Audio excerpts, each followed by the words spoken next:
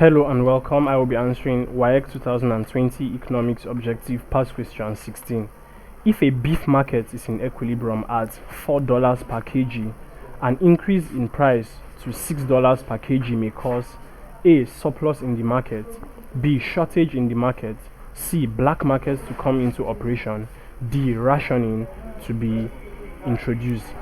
Now, the information given to us from the question is that the beef market is in equilibrium at this particular price. Okay, so the market price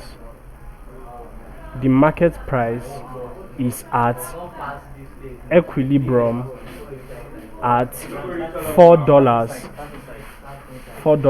per kg. Now, as it relates to market price and equilibrium, whenever market price increases above equilibrium